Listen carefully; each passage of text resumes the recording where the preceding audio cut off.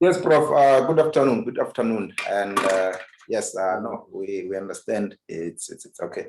You know, this technology has challenges. But yes, Prof. Welcome to the talk. Thank you very much. Thanks for inviting me. Yes, and thanks for allowing me to give me this opportunity. So we basically today that we'll just be having an open discussion. You know, like I alluded earlier that we usually get to know you from teaching perspective. You know, in the meetings and everywhere. So this is the opportunity where students will be able to ask anything from Prof. I also have some questions that people sent through, and yeah, we just like to just talk to you and find out more.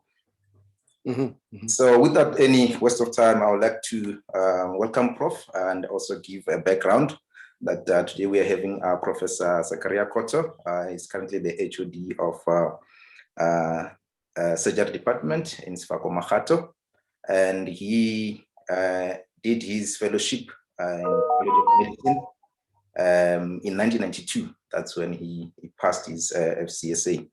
In 1994 to 2011, he became the HOD of surgery in Sebokeng Hospital, which is the side of Val.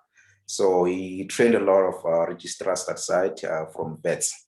And then in 2011, he joined Sefako Makgatho Wits University. Back then, it was still Limpopo campus, Medunsa. And since then, he has been the HOD of surgery in Sefako Makgatho. He's also the member of the College of Medicine.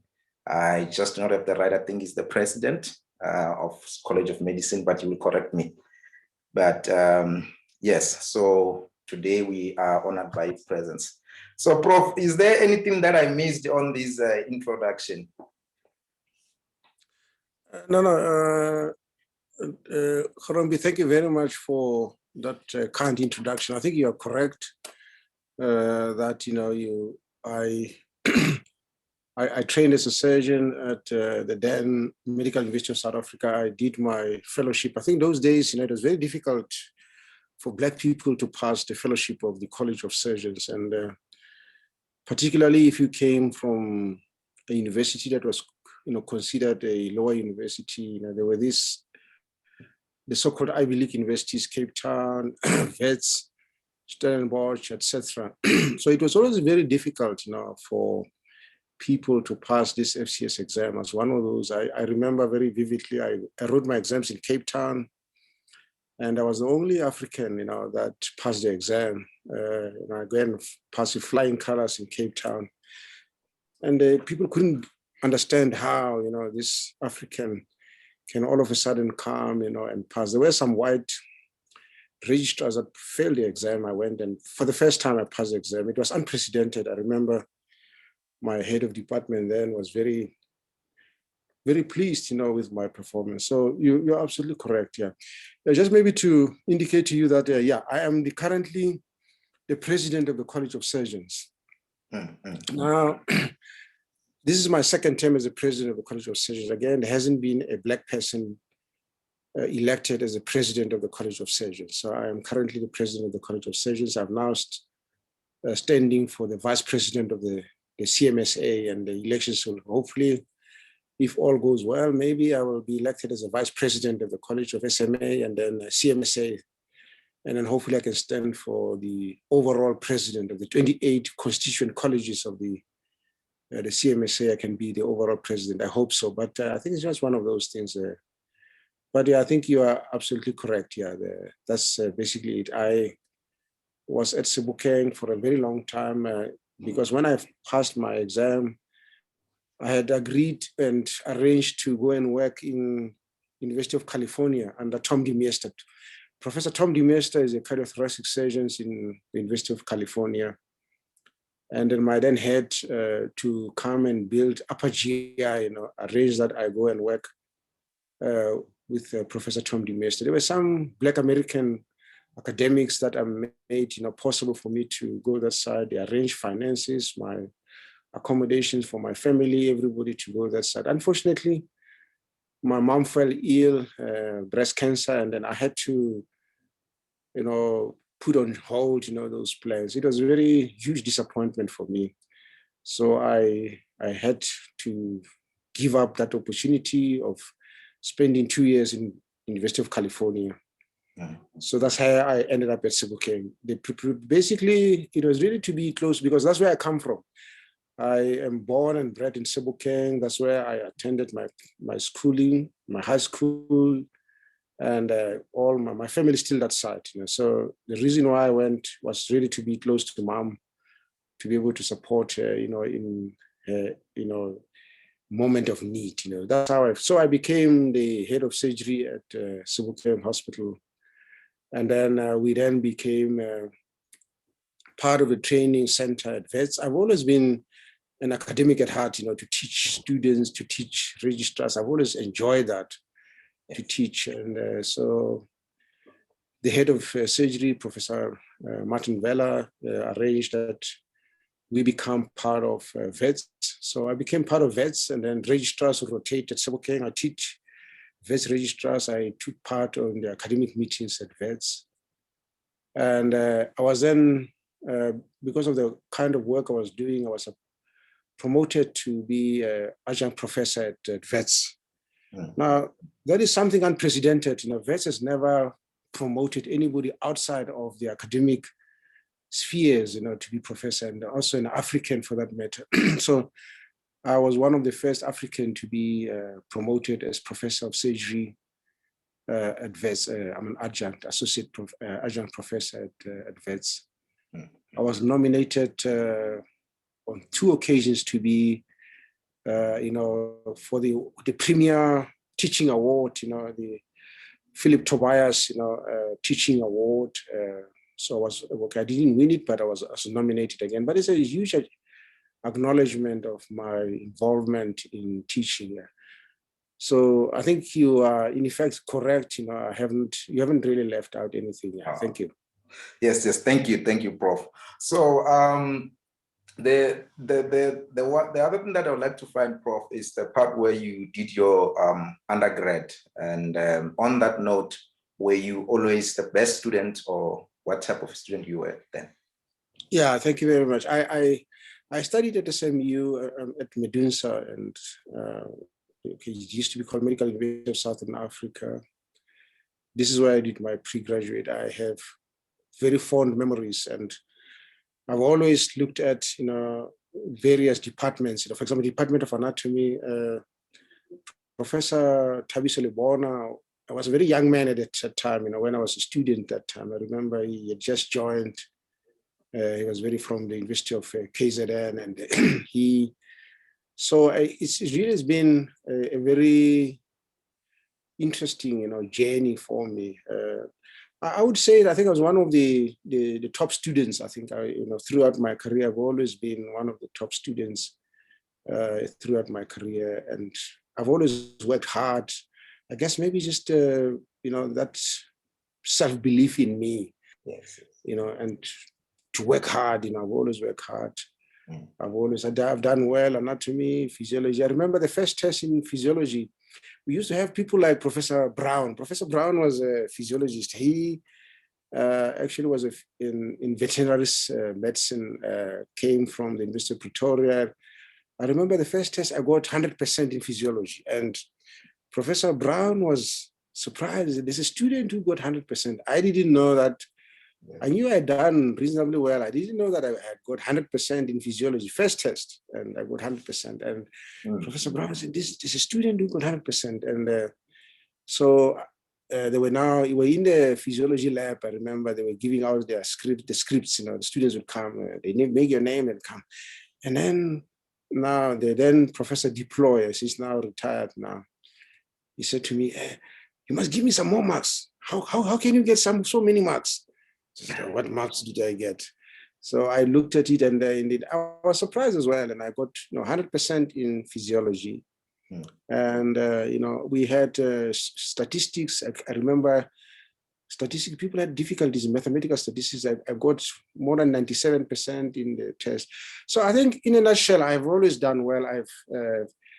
I don't remember failing a test. I think the one test that as a student, as a pre-graduate, I remember there was this professor of anatomy. He gave us what they used to call it surprise test. And they would, I never knew there was something called surprise test. And you come in the morning, suddenly they say, put your books on the side, and then they write, questions on the blackboard. Now, I didn't know, I wasn't aware that I couldn't see. And you see me wearing glasses today. And the reason why I wear the glasses today was because of that test. Because I was sitting at the back. I came late. And then the room, the seats, next to the blackboard were occupied. I always sat close to the front. So I had to go and sit at the back. And then now they said, put your back books on the side. Surprise test. They write there. I couldn't see the questions. I'm trying to see.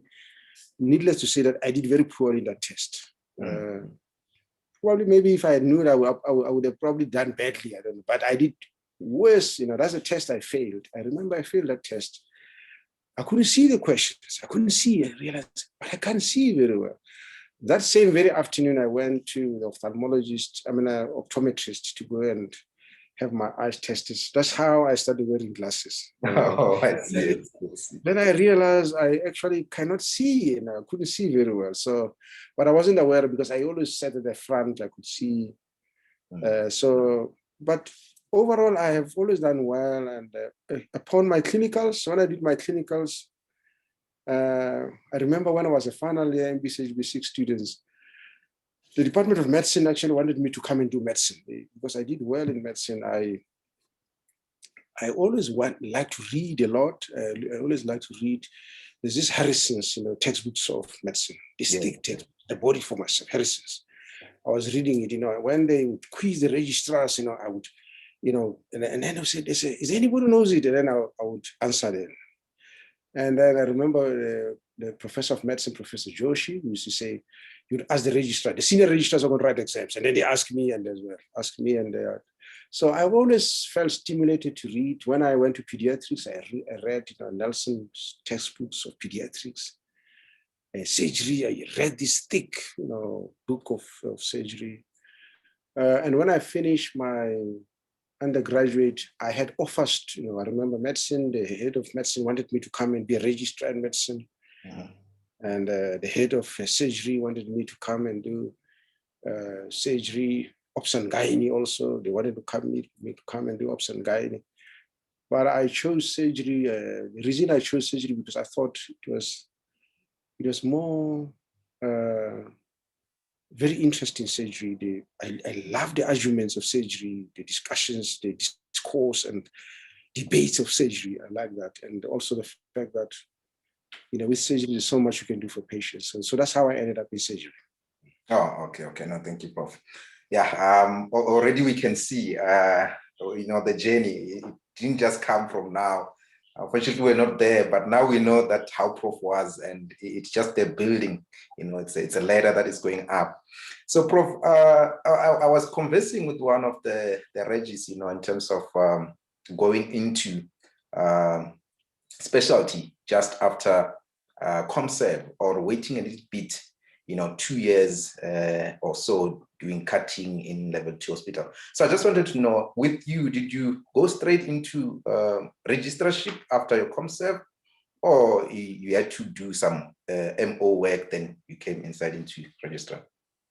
Yeah, interestingly, I straight after my internship, and I think when we did internship, there was no, we did 1 year internship. There was no community service afterwards. You did 1 year and then that was it. Today you do 2 years internship, you do the 3rd year, you do ComServe. We did 1 year. Now, as a student, I used to work at other hospitals. I worked, for example, in the Free State. I worked, some of my friends would work and do assist. I remember there was a surgeon called Dr. Piper in the Free State, Manap Hospital, where we used to work as students. And during holidays, we just go and work, at assisting. I work as an intern almost, assisting esophagectomies.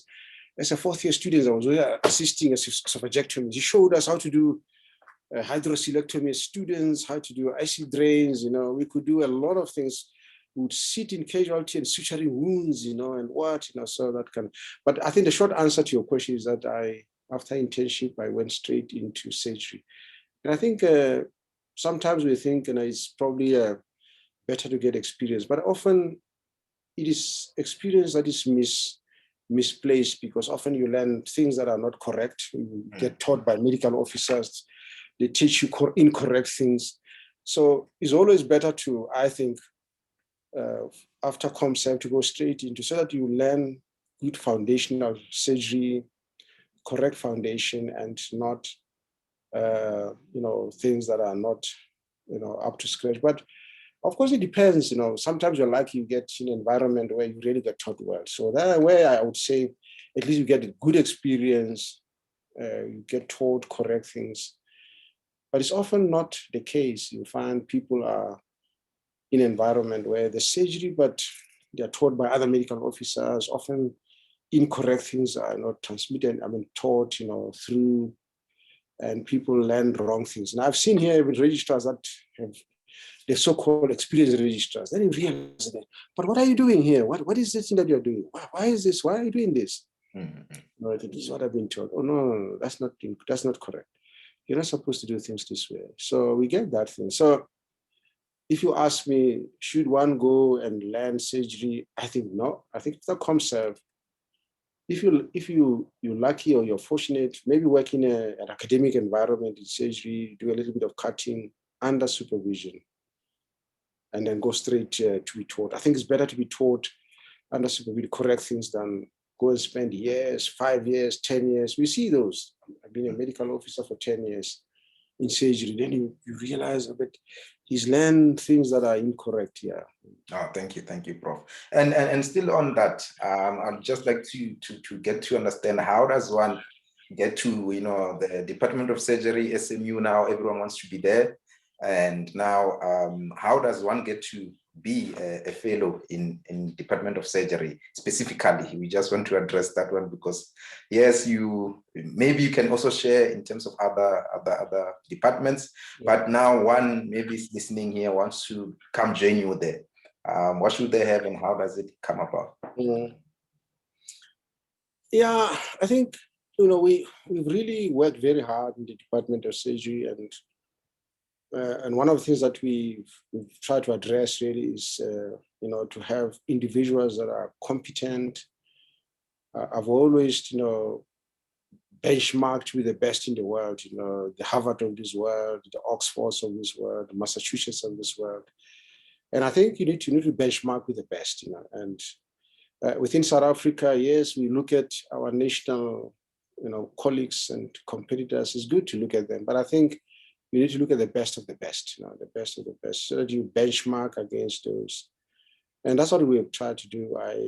I've looked at what other centers do, what are the gurus, do, and so forth, and try to benchmark, with those.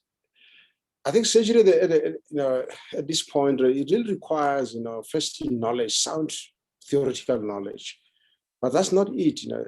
You need to have technical skills. You need to have competencies in communication. You need to have competencies in decision-making, judgment, and so there's a whole load of competencies that is required. And we've tried to put that, and it's hard, the Department of Surgery here at SMU, we've really tried to be as robust as possible. And it is meant, a lot of sacrifice for the trainees. The people find it very, very hard. It's very, very hard, and because we want, when you finish, you must be above average surgeon. In other words, you must be able to compete with the best, not only in South Africa, but internationally. You should be able to work internationally. Just recently, one of my graduates, was awarded a fellowship in Sydney, Australia. He just finished that hepatobiliary fellowship, and he had this many other, competitors he competed with, and I was able to be offered that. He has completed that, and he'll be coming back now. And we've had many others, and we've had somebody who went to do the masters in surgery University of Cambridge, and actually got the highest mark, international mark, of everybody basically. But and I remember this is an international exam where he did very well and got the highest mark. So we've had that, and we had people even within the country who compete. So we've always espoused, the values of excellence, to really go beyond, the call, beyond, the norm, and then do the best we can. So, and that is the reputation we've established as SMU. And I think people now they're beginning to see the results. It's a lot of effort and investment over many years, and now it's beginning to show, and people realize, that this is where you need to go. We've really pushed very hard. So we do have those kind of results here at SMU. Now, you asked me, how does one get in? Yeah, I think personally, I prefer to have my own graduates and my own students that I've taught surgery, because I know the students I've taught, I know what I've taught them in M5s, M4, M5, M6. And I found them they are much better than the students that come from other universities, because these ones I know that I've taught them this, and they are able to, they can fit very well within our systems. The competition is high. A lot of people, so obviously people apply, and then we look at, who has applied, the interviews and so forth, and then take, people. But then there's all these HR issues as well. Yes.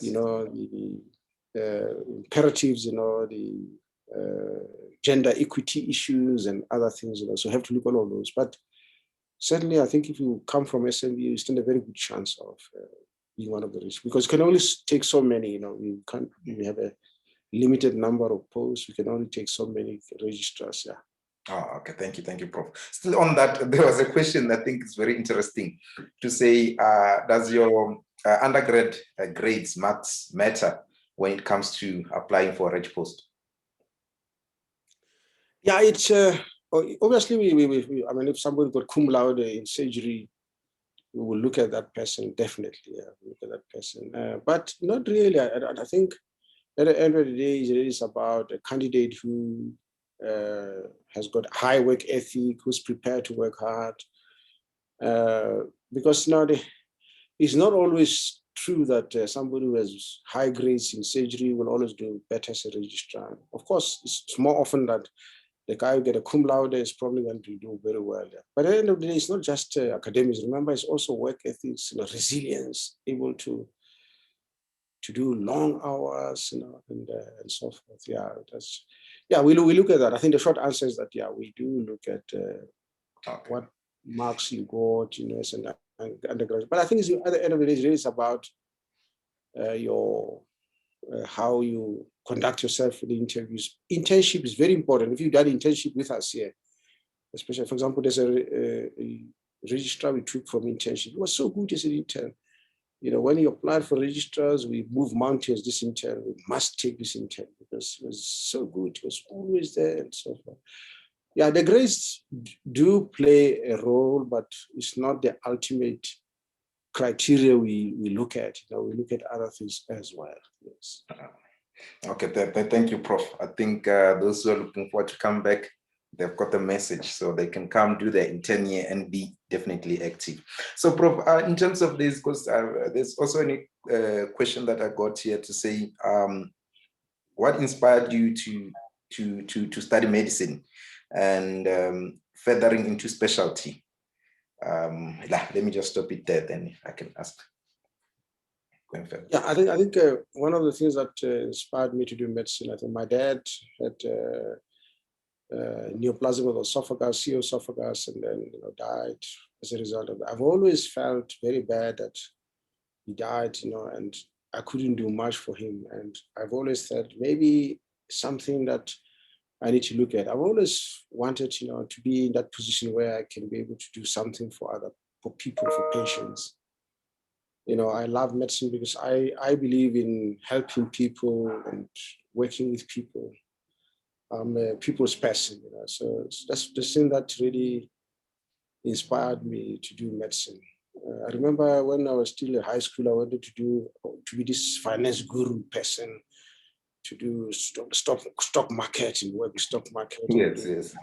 I wanted to do stock markets and other things, And interestingly, and because I remember I applied, I applied to do a BCom degree. I wanted to do a BCom degree, and so I realized, no, this is not what I want. It's not something that is going to make me happier. So that's what has really made me, and I think it's a thing that resonates with my emotions, with my being, as to be able to help people. Yes, that's why I studied medicine. I just find surgery the best way, and one of the things that the best way to assist fellow human beings. And one of the things that makes me happy is to see patients well. And even if I don't get money, and I mean, there are people who are multimillionaires. Maybe I should be a multimillionaire now. People who are rich, but for me, the richness is to see a patient that comes almost in the grave, it's just about, he is almost, dying, patient in extremis. And then you intervene, you pull them out, and then you realize, and then they respond, and then they walk away, they walk away. I mean, just recently there's a patient who collapsed, massive upper GI bleed. We're going to operate this patient. I think everybody thought this patient was dead. This patient was dead. The anesthetist did phenomenal amount of work. Blood resuscitated this patient. She arrested. We went in and she had a massive bleed. We tied the bleeder. Fortunately, she bled in just awaiting surgery, so we took her in.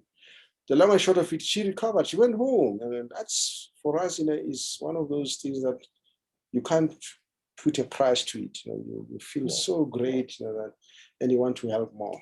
Yeah. Oh, okay. Thank you, Prof. I think there's a question that just popped in now. Okay, I'm not sure, but I'd say if you fall pregnant during your registrarship, do they take you out of the system, or? No, we don't do that. We do have female. I think surgery has always been a male-dominated field. I mean, when I was a registrar, I think we had only one female registrar. There's one lady, Dr. Ngova, I think she finished. There are very few, because it's very demanding time-wise. If you are a female registrar with children, it becomes very challenging. Now, when you fall, now the numbers have increased. Now we have a lot of female, a significant number of female registrars. But we recognize the unique needs of female registrars. So we make adjustments and accommodate them. I mean, two of them I know now, two of them are on maternity leave, two of our registrars on maternity leave. They will then come back and resume their training. No, we don't. If you are pregnant as a female, you don't get removed. No, not at all. That's allowed. You can come back. Yeah. We also have a special dispensation where instead of doing 5 years, you can do your registrar 7 years as a female. And then instead of doing calls, for example, you knock off at about 2 o'clock. I mean, let's say 1 o'clock, you go home. You don't do calls. So this is for people who've got small children. But then instead of doing 5 years, you do 7 years to cover that time. So these are all interventions to try and accommodate female registrars. Yeah. Okay. Thank you, Prof. Thank you. So you mentioned how you run the department and how the results are showing now. So there was a question about how did you get to change to deal with people who sort of were not understanding your leadership in terms of changing the like how everything is conducted in general surgery. How did you deal with those that were resisting your change?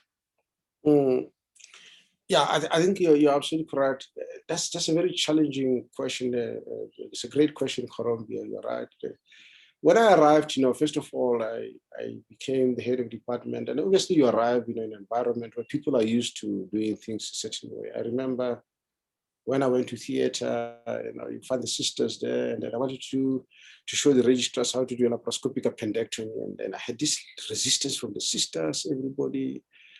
And then within the department, said we start at 7 o'clock. There was a lot of resistance, but sometimes you have to cross the line in the sand, and that's leadership, that's required, unfortunately, that, you have to start, and grow your own timber, when you arrive. Obviously, you don't want to come and, make life difficult for everybody, but you need to have discussions, firstly. It took me a bit of time to assess, the weaknesses, the strengths of the department and what the issues are. And then I decided, no, there are certain things that I have to make sure that people understand how we're going. So that in other words, the strategy of the department, I needed to put that across. This is what we're going. This is the direction we're taking. We're not taking this direction, we're taking this direction. And I remember some people, I had to tell them, it's either we do this or you go. You walk, right? It's as simple as that. This is what we're going to do. If you don't like it, you're going to walk. You have to walk.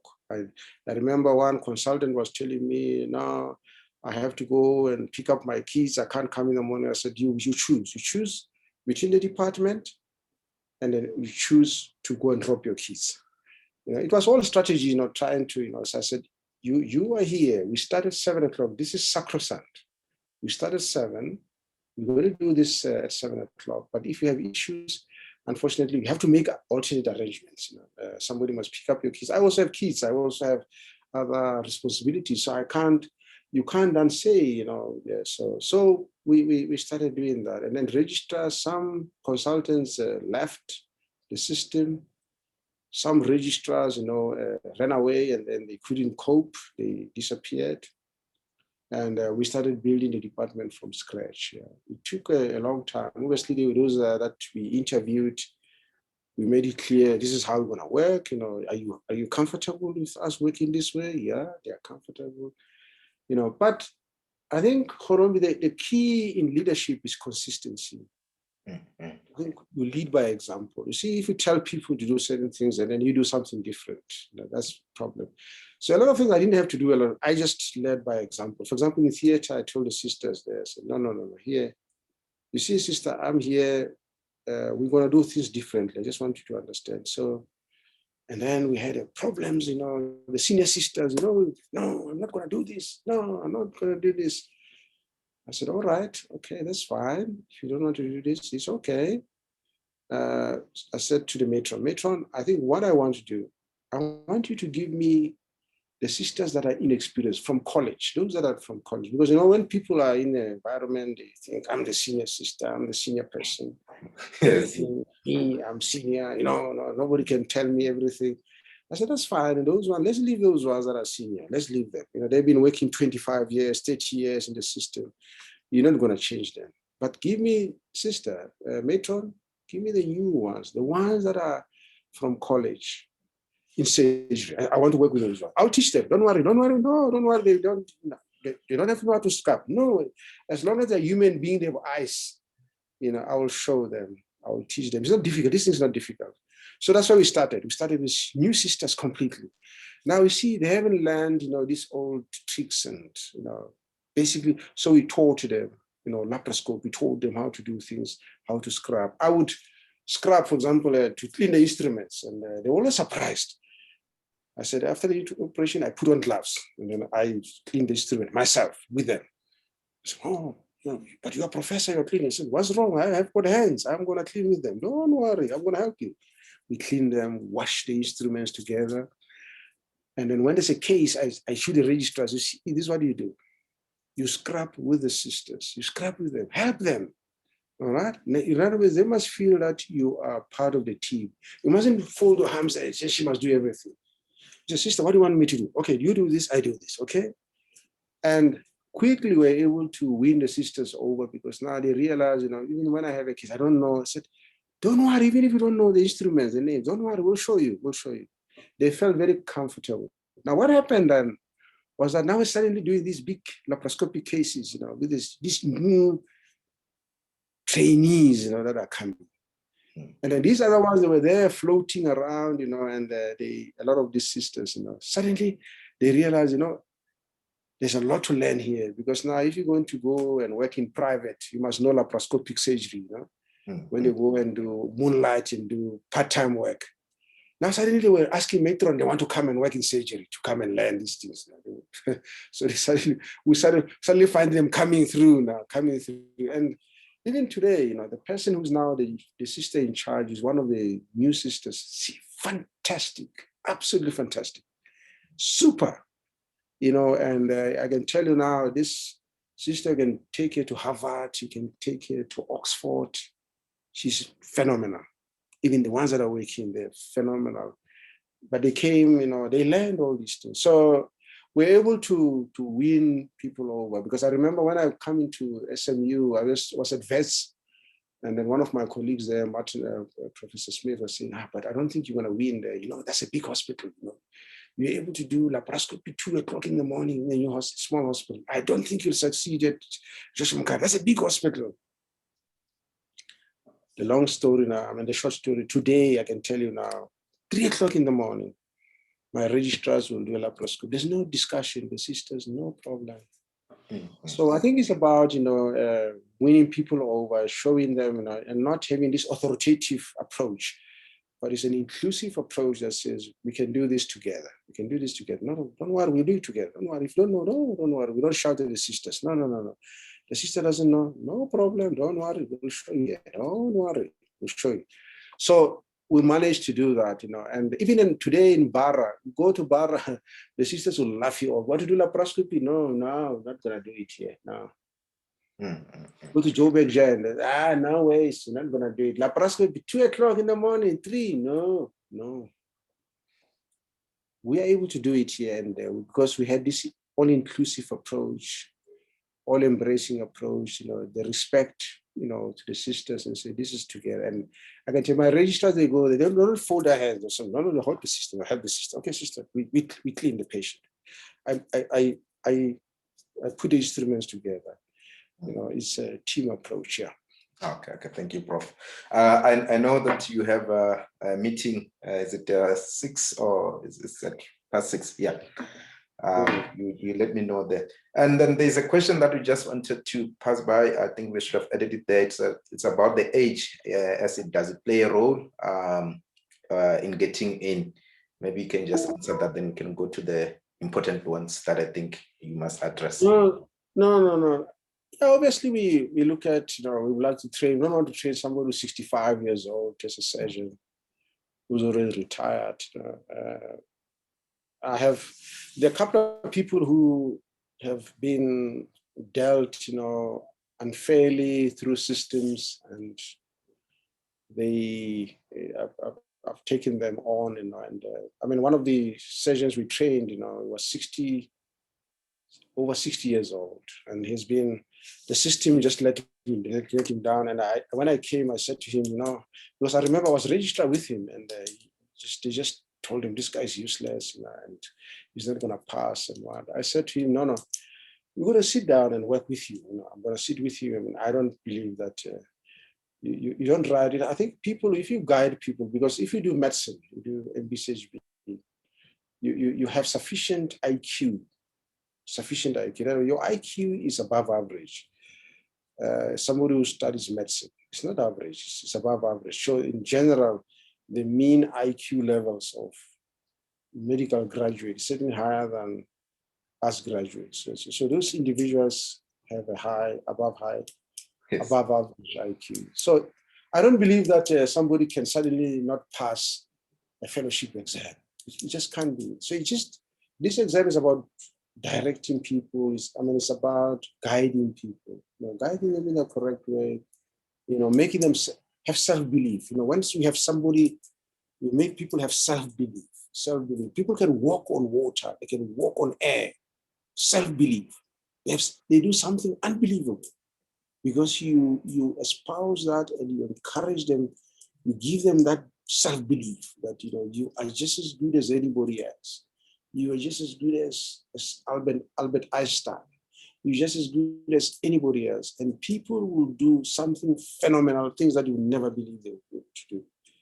You need to believe that, And great teachers in high schools and primary education, we've managed to steer kids in the right direction, like people who espouse those values in children, and they would make children have self-belief.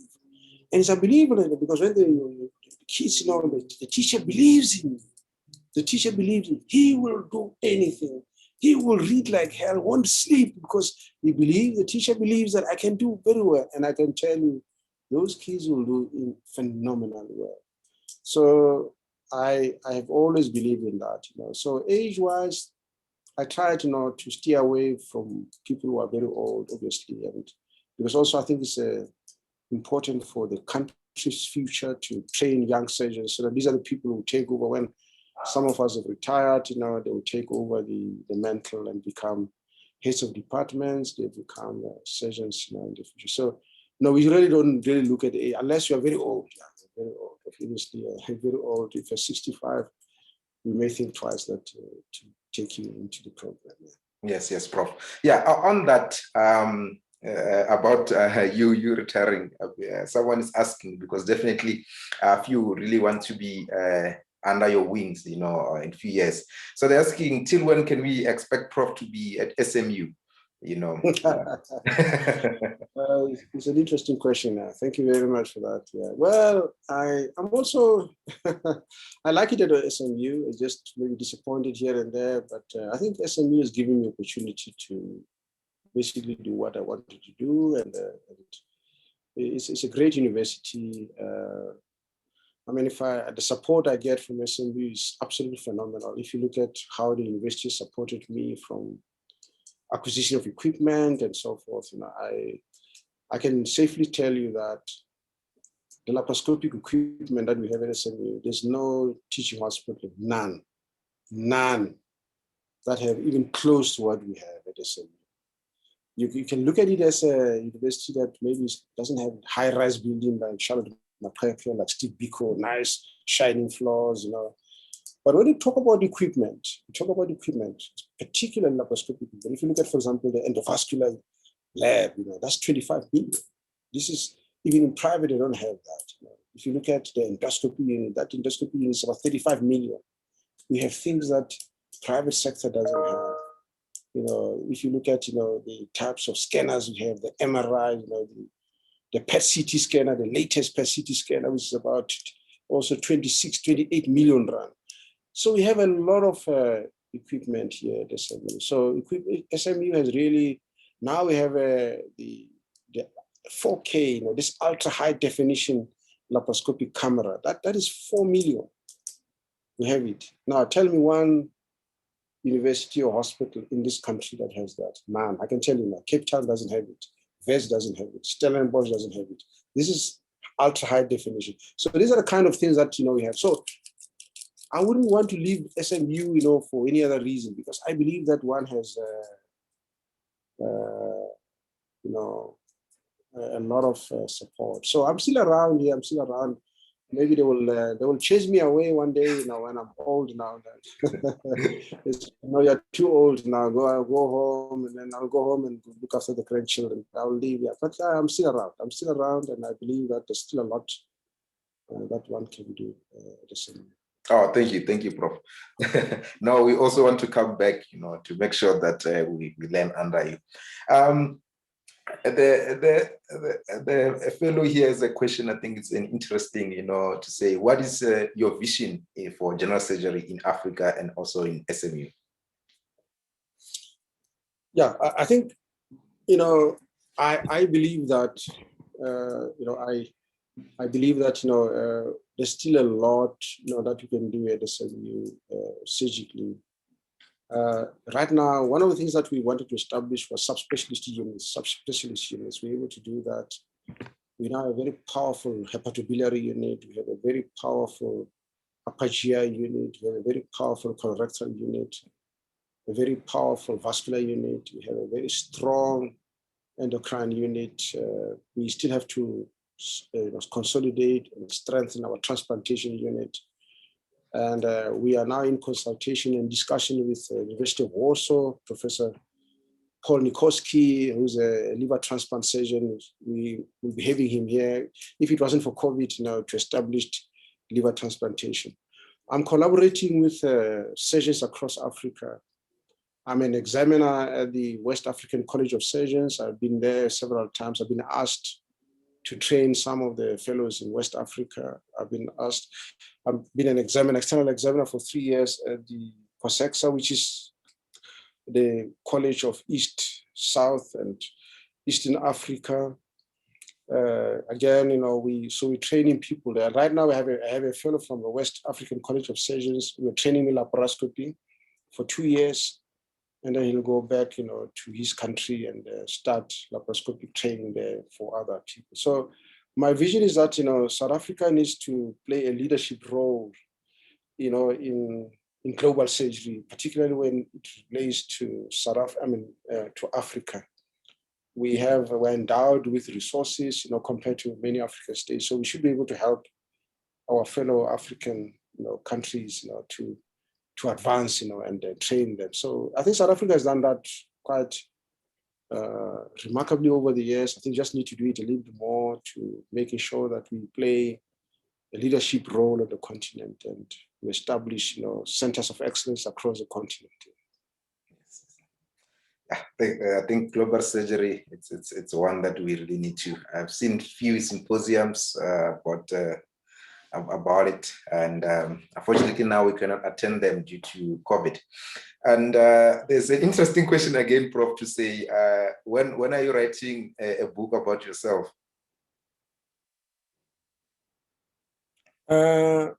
Interesting, actually. Thank you very much, Korombi. I think that's a very interesting question. About actually, I've always wanted to write a book about. There's lots of things that I'm certainly going to sit down and read a book. I'm now busy doing my second PhD now. I'm doing my second PhD now, and I'm doing a course with Harvard Medical School. I'm doing a research foundation research with Harvard, just to consolidate my research portfolio as well, to strengthen my research portfolio. It's one of the leading universities around the world, so I'm doing that. But once I finished all of these projects, I'm going to sit down and write a book from where I started, my dreams and how I've gone. Because surgery, you look at it, there's a lot of other sides, dark sides of surgery and the politics of surgery. Some of you may not be aware of some of the politics of surgery. There's a lot of politics in surgery, and my journey through this very difficult terrain and my, experiences over time and so forth, and people who have helped me, people who have doubted me. There's a lot of people who doubted me. A lot of people who doubted me and along the way. There are people who believed in me along the way. There are people who assisted me along the way.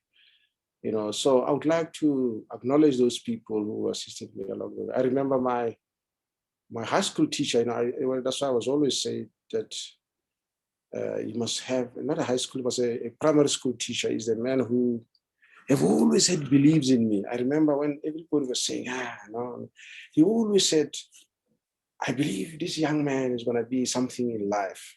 My primary school teacher used to say that. And then the other teachers, man. His name was Mr. Sibus. You're exaggerating, man. Say, hey, guys, trust me, this young man, watch this young man. He's going to be something. I think he planted a seed in me, a seed of want to do well. And this is what I believe. Even when with my students, I always believe you credit a student. The student must have self-belief and positive reinforcement. And these students, they will go on and become the best in their fields. If you do that, don't destroy them. Of course, there must be that, ethos, of hard work, high work ethic, but you must make them have self-belief. You must have the self-belief that you're doing well. I'm going to do this. I'm doing well. That. And I tell you, these students will be unstoppable. Yeah. So the short answer is that, yes, I'm going to write a book. I'll probably write a book when I retire. I'll write a book about a lot of challenges I've been through. For example, as the president of the College of Surgeons, the first Black president of the College of Surgeons. And, interestingly, we've had people who have always challenged me, and because they think, I cannot do it. And then when we engage them, and then suddenly I can pulverize them in an, in an engagement, open engagement, and then I can challenge them and suddenly realize, this person is not what we thought, and actually, so it's always, gratifying to be in that position where people undermine and basically think very lowly of you. And then it's only when you sit down and engage them, and then they realize that I thought this person is not what I thought. Actually, it's a different person. Oh, okay. Thank you, Prof. So, guys on the floor, you can ask any question. We just about to close now. Prof has other engagements.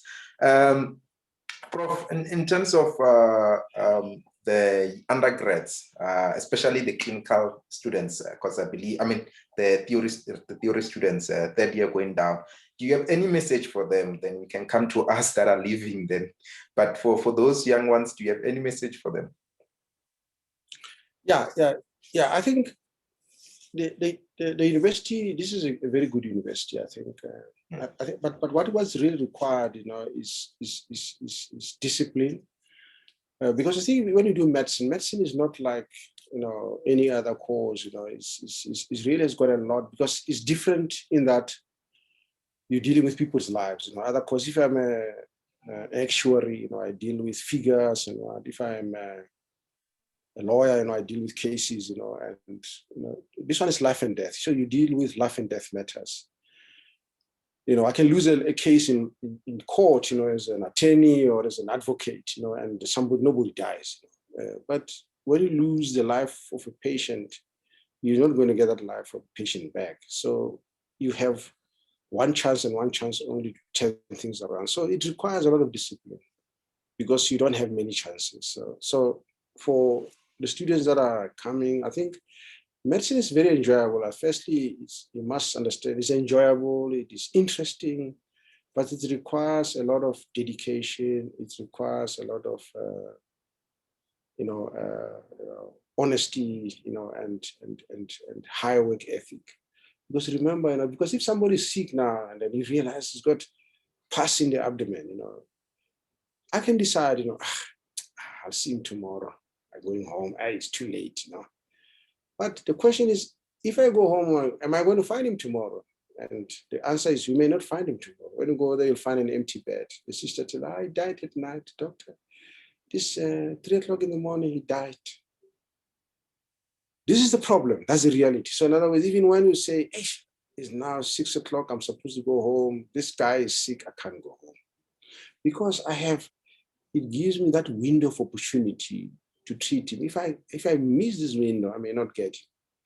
So there's a kind of discipline you need. So for the M1 students, the M2 student, M3 students, I think just know that, you are you're embarking on a career that requires, doesn't have room for errors, room for a lot of errors. If you make an error, it may result in patient's death. So it requires that. But also, it requires honesty. Where you don't know, remember, you don't take a chance, because it's people's lives.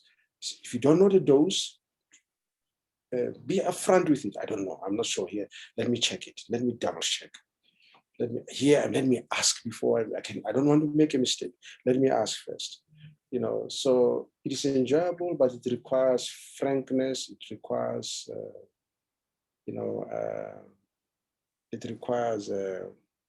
honesty. It requires hard work. Yeah. So that's what I would say, I think. And again, it must be this element of respect and collegiality, because if you're not respectful person, you can't do medicine. You must have that respect. Respect your patients. Respect yourself first. Respect myself. Respect my patients, and then respect my colleagues. Around my, people, my family. It has to. It really, that value of respect is critical, because then you are able to say, when you respect somebody, I can't do this. This is not correct. This is this. So I think it's important that, and also respect not only about your members of faculty, because one of the things that happens is, because if the lecturer feels the students don't respect us at all, they're not going to teach you the way you need to be taught. They will just walk away. This one they don't respect. What is the point? It doesn't help. So, but you have a very good medical school here. I think we just need to make sure that, we do our best. We do our best. I mean, ratings, of this medical school is going to go up. It's really the students are going to make it go up. Yeah. Oh, okay. And Prof, to us that are leaving, the interns in terms of our life is that outside. I think for the senior guys, I think I've chatted with you many times. The M6, the M5s, the M4s are in between. I think I've always said that, and when I teach the M6 students, I've always said to them, you mustn't have self-pity, and of course, you can't do medicine every day. You're studying every day. You also have a life. You also have a life. You learn to go to the restaurant, have a meal, have a glass of wine, and enjoy yourself a little bit. Go on holiday. That's life. Life is like that. Be with your family, with your friends, But when you're working, you need to work. Say, now I'm working. I'm coming now here, and I've always said, it starts first, the way you dress code, how you dress, how you interact with people, how you, that kind of thing. Very, very important. But you must remember that you come from this institution, you represent the values of SMU. And it's important that, you espouse those values and you carry yourself in a manner that is dignified, the manner that, shows that you are a healthcare professional, you're working with patients, and it requires, ethics, professionalism, and, respect, collegiality, and, when I'm on work, when I'm on call, I'm on call. I can't just suddenly not pitch up, and then when you're intern next year, then suddenly you don't come to work, just for no reason. It's a Friday. No, Friday, I'm not coming to work. I'm on call, and then I'm sick, that kind of thing. You have to say, what, even though I'm coughing a little bit, but I need to go to work, and when I'm off, I'm off. When I'm off, I'm off. I'm off, and I don't have to go so late. I must go and relax. So I think it's really about that, really, and represent the values of SMU wherever you go. Okay. Yes, Prof. Now I just want to nail down the question because you have to go. It's 3 questions. The one is who should come to, which registrar should come to your, because I believe the registrars are going to watch these too, or those who want to come and specialize with you. What type of a doctor must come and specialize with you? Because we don't want them to just come, then you're not, the person is not in your agreement. And then the second one is the comment they're saying, can Prof just give us a life lesson, just a life lesson? And yeah, the last one is, okay, I think I'll close with the last one. Yes, those 2, Prof, maybe in few minutes, just 2 minutes. Yeah, I think, the kind of registrars we're looking for is, as I said, the first, point is that once you've gone through a medical degree, you're not somebody with average intellect, you have above average intellect. So you have the intellectual capacity to pass, a fellowship, master's, degree requirements of specialization. So you can do that without difficulties. I don't believe that, this. I think it has to do a lot with guiding individuals and making sure that they know what is required here. But the key here is commitment. You need to be committed. You need to commit it. The problem is that we have people who are very these are intelligent people, but they're not committed. So you find the person comes, it doesn't come, and even there is half there, it's not there. So it's really about commitment. I think you need somebody who's committed. You have somebody who has resilience, because it can be tough, it can be very, very tough. Like now it's cold, you have to do suddenly you are supposed to go home at 5 o'clock, the patient start bleeding, and you can't leave him, you see. Even though you had booked, in a restaurant, you can't leave him, and he's bleeding now. What do you do? Because if you bleed him, if you go and leave him, tomorrow you come, you won't find him, he's dead. Yes. So what are you gonna do?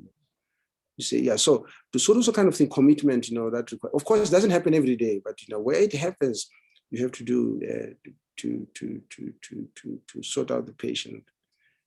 So I think really it requires commitment, work ethic, resilience, collegiality, and also be able to deal with stress, and the ability to deal with stress, because when I did have a lot of stress, a lot of issues, and be able to say, there are times when I must be able to go to the gym, exercise, to remove all these sort of problems, that, yeah. So I think that's what really is required, to be a registrar. I see here there's a question that, do we believe in us? I believe in everybody, and I believe that, the students we have here, these are excellent students. Some of them are really, I've always wondered, they are incredibly, these are clever students, extremely intelligent students, and very hardworking. I think you just need to direct them in the right direction. Of course, even now, once in a while, you find people who are, have a certain behaviors, here and there. I mean, that's normal. You're going to find it everywhere, that one. But overall, I think we've got excellent students here. These students are very good here. Yes, yes. And the second last is the one about an important life lesson.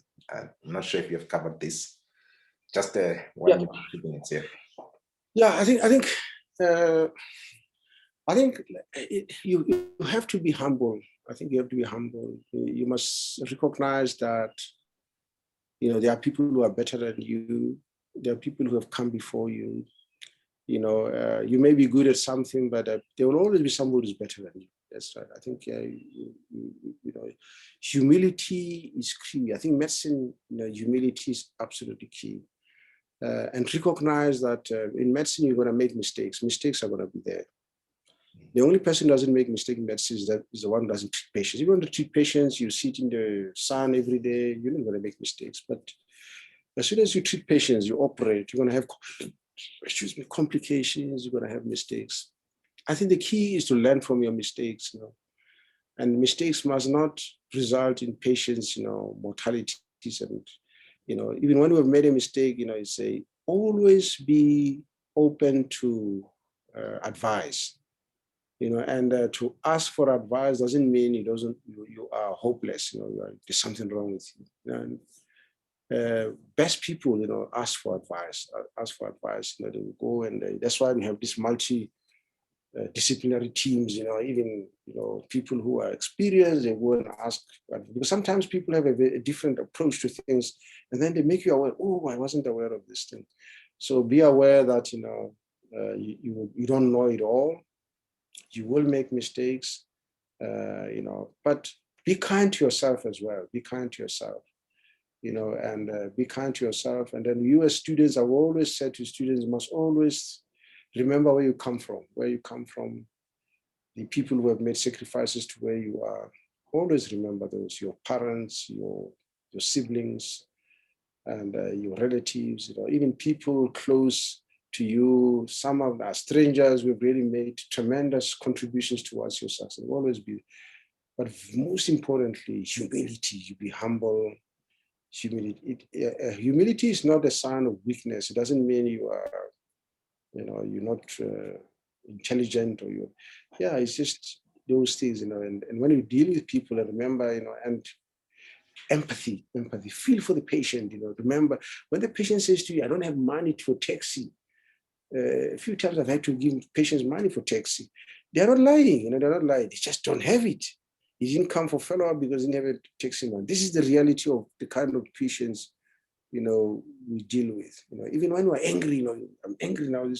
Always feel, there's something, maybe this patient, there was something that happened here. Always have an ear for that. Listen to that, be kind. And of course, the nurses, look at the nurses. These are colleagues that we always work with. Don't look down upon them. These are people, when you treat them as colleagues and equal, they will assist you and save you a lot. They will tell you, doctor, you know what? Hey, that patient, hey, I saw him. You know that thing? Yeah. There's somebody who's bringing something here. I saw it. Look, let me show you. So you have friends, you become friends with, you don't shout at them, they become your friends and your partners, in healthcare. And then authority again, even when you're a doctor, you must always respect authority, because sometimes I'm a doctor, I've got an ABCHP. No, I've got this, and the manager can't tell me this. The security guard can't tell this. Always, accommodate everybody, even though you are effectively a line manager yourself. Don't throw your weight around. Just always be prepared to listen. I think those are the kind of lessons really that I would like to leave you with. Yeah. Okay, Prof. Yeah, if Prof, you're given to an opportunity to become a Dean of Medicine in our school, would you take it? Just yes or no? Just yes or no? Yes. Oh my gosh, you guys, you want to chase me? You want to chase me out of the school? Yeah, I think it will be a great honor, but I would be bored to sit in an office. I just like to teach. I like to treat patients. I like to talk about medicine. I like to talk about patients. And yeah, well, I guess maybe we'll look at it. But I think it's maybe something that later on in my career, later, maybe a few years from now, I'll look at. Yeah, it's something that one maybe can look at. I will miss, going to theater and operating, because I love to operate. I love to operate, to teach how to operate. Because I think over the years I've developed a lot of experience. I would like to impart my experience and tricks, to up and coming surgeons. Yeah. Okay, Prof. Just one last question, because there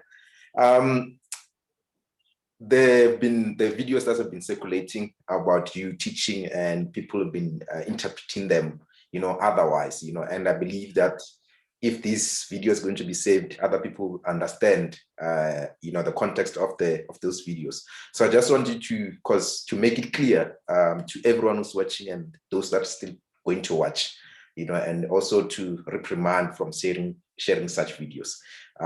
Just your message on that. Yeah, I think sometimes I think the students sometimes do not understand. I become very passionate to try and teach students, and then I have this dramatic way of teaching, where I tend to exaggerate things, so that the students can understand, in a dramatic way, you can't say that, this, no, that kind of thing. That is something to make students remember. Sometimes students don't understand that. It's really to make you remember. Hey, you remember that man who was saying this thing? Oh my God! Last year I went to the final year dinner, and there was one student who was imitating me. I laughed so much because he was imitating me, what I was saying. And even before that, over the years, students would have, those that have invited me to their gala dinner, and they would imitate me. I think that is what is meant to be, to this very dramatic, pedantic way to make students remember. Now, students sometimes take it out of context, and then they record me and then put it, because if you record somebody and put a recording out of context, it's very easy for people to misinterpret that. And I was very hurt because I felt, students, okay, when I say students, because it's just one or two individuals who did that, recorded me out of context and put it on social media. I got a lot of insult from people that I don't even know. But it was really meant to, because you don't understand this, what I want is to teach the students to be good. I want my students to be good, to be excellent. That's really my issue. I'm not interested in something, anything else. I want my students to be good to challenge these guys who think they are better. There are these ones who talk a lot that think they are better, right? I want my student to be able to compete with students from Harvard. Just like this registrar who beat, in Cambridge, they went to write this exam. He got the best mark. Beat everybody. He got a gold medal in the college exams. He got a gold medal in the primaries.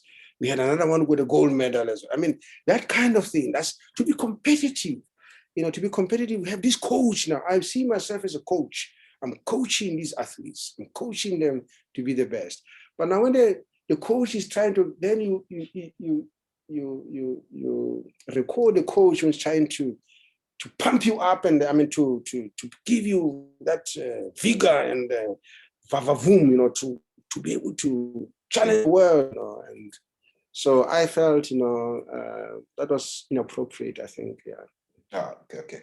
No, thank you, Prof. I would like to thank you for this opportunity, even I've exceeded my time, but I would like to thank you for coming on. And from my side, I don't have any questions, and I believe I have to respect your time too.